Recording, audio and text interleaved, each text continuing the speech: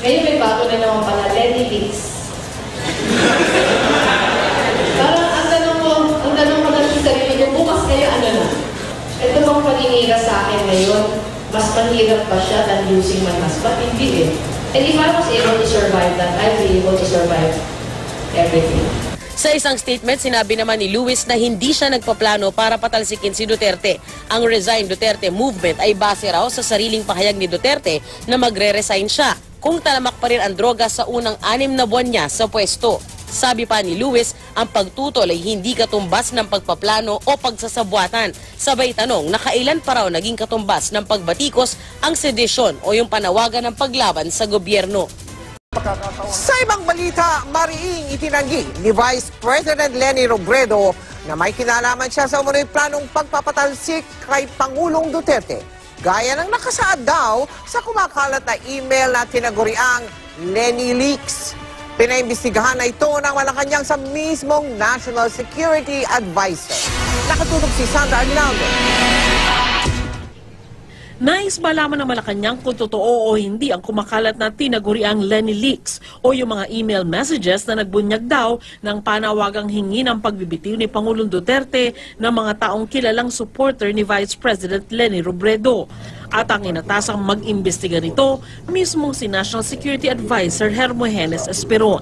It is important in the sense that we have to know the veracity of some things as they affect, of course, our stability.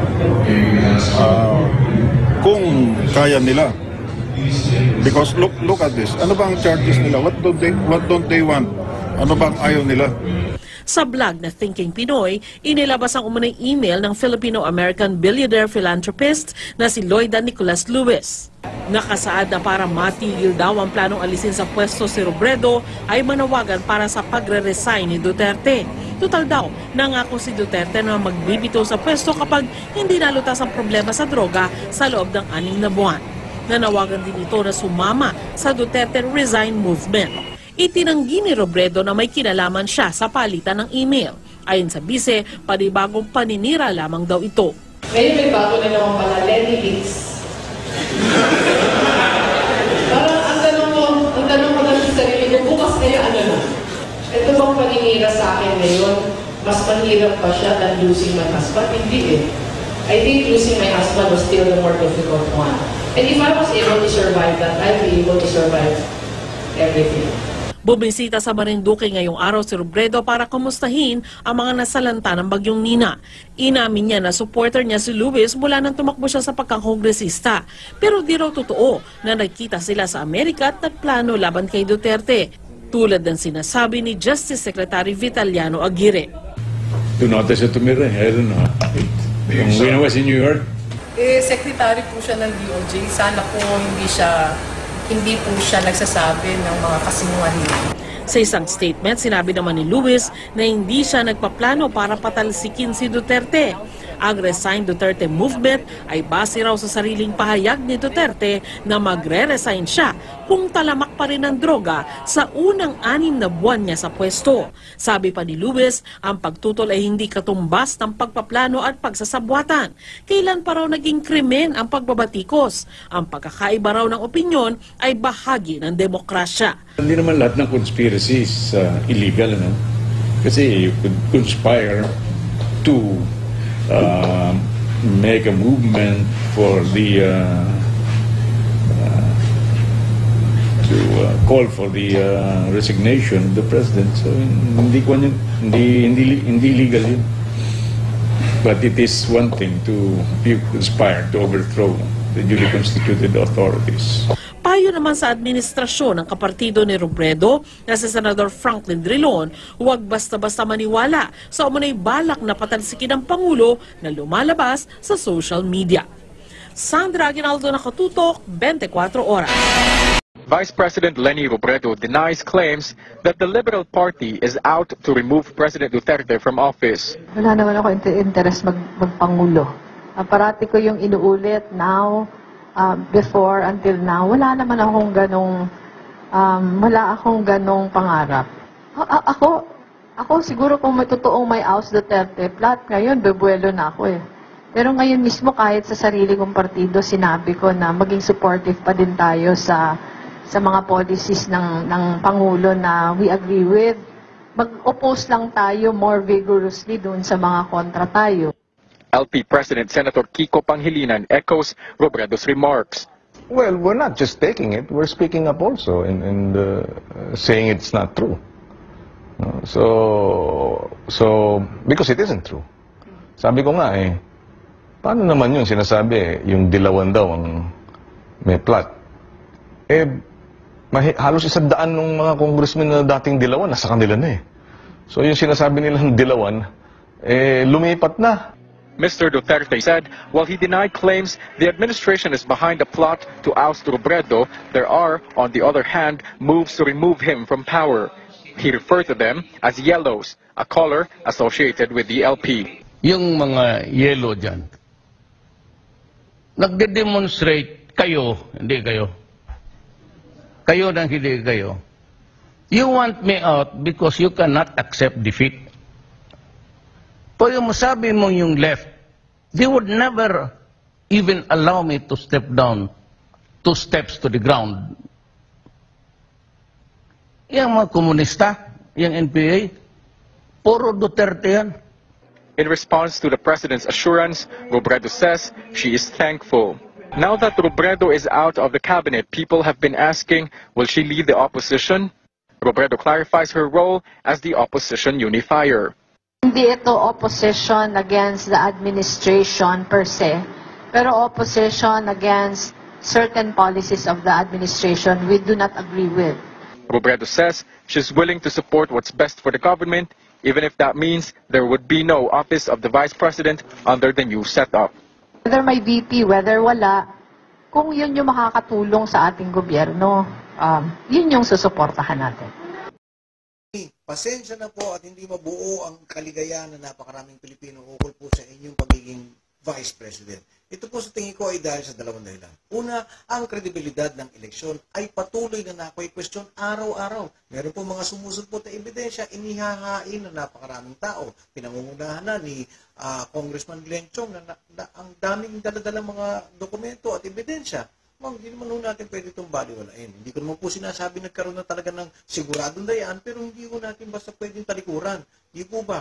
Pangalawa, ang Iglesia ni Cristo nagtatanong po. Valid naman mo yung tanong nila. Meron ho silang mga lokal na nasasabi na ito po ang susuportahan. Imposible naman po mga zero votes yun. Hindi naman po sana sagutin ng may sarcasm na tanungin mo sa INC kung nasa napunta ang boto. Hindi po mo nakakatulong Pangatlo, ang dami pong PCOS machines na kung saan-saan nakita na alam niyo naman po kung ano kakayanan ng PCOS machine na bumabato ito ng numero ng boto sa central. Di po ba? Pang-apat, ang undervotes po, ang laki po ng bilang.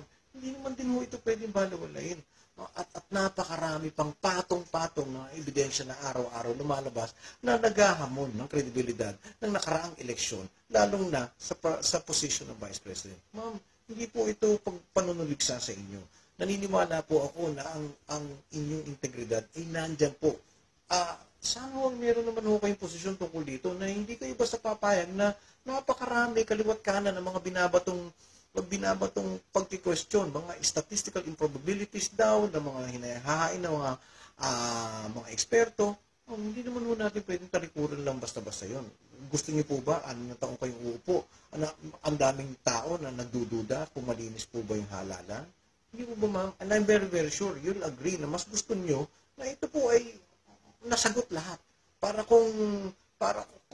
Bilangin nyo. O kung ano pa man ang inyong posisyon, yun lang po ang inaantay. Na sana meron kayong strong position dito. Huwag naman nang masasiguro, talikuran lang natin, mag-celebrate tayo na tayo na ang nanado. Pangalawa, ma'am, kasama niyo po ang Liberal Party. Ito po ang ruling party of a very uncaring government. Ito po ang namalakad ng MRT na kahit 10 kilometro na ang haba ng pila ng mga taong sasakay dyan, parang walang pakialam. Lumipad na yung MRT sa Riles, wala. Umuulan sa loob ng MRT, bumubukas ang pinto, wala nga nabili na kahit 1 bagon. Hindi po ba? Pangalawa, ito rin ang government na naaalala natin na sa 44. Nangamote ang mga namuno dyan nung tinatanong sa Senado. Pangatlo, ang Kidapawan Massacre. Ang mga mga magsasaka na gutom humihingi ng bigas. Ang binigay bala. Ma'am, ang sasakit po niyan eh. Kaya ako nung kinikwento, sila ho yung kasama nyo ngayon eh. Sila ang kasama ninyo. Ang sinabi ng Korte Suprema, unconstitutional, pero tinuloy pa rin. Kaya naman ganito, nagkaroon ng hatian sapagkat ito po ang inyong, kumbaga, kabarkada. Nakakatakot po na paano ho ba talaga ang posisyon nyo pagka sila po ang nakitaan ng mali. Sila ang nakitaan ng anomalya. Ano ho ang inyong posisyon? Sana ho, marinig naman natin yan. Para naman kumalma ang mga tao. Malaking bagay po yan. Kasi ang nangyayari lang, dahil si Bongbong Marcos ang nagke-question, inuukil-kil yung nakalipas niya. Importante din po yun. Pero let us confine our investigation tungkol lamang doon sa eleksyon, tungkol doon sa inyong alliance. Importante po yun. And I'm very, very sure yung pong inyong integridad ay hindi po nawawala. At inaantay po natin ang mainit at matibay na yung stand dito. At higit sa lahat, ma'am, isa pa ho. Huwag na ho kayo magdilaw kasi ang hango ho yan sa tayo yellow ribbon round the old oak tree. Ang layo ho sa kasaysayan natin yan eh. Wala ho yan sa puso natin talaga eh. Bagamat 1986 revolution, yan po ang kinunta ng bayan.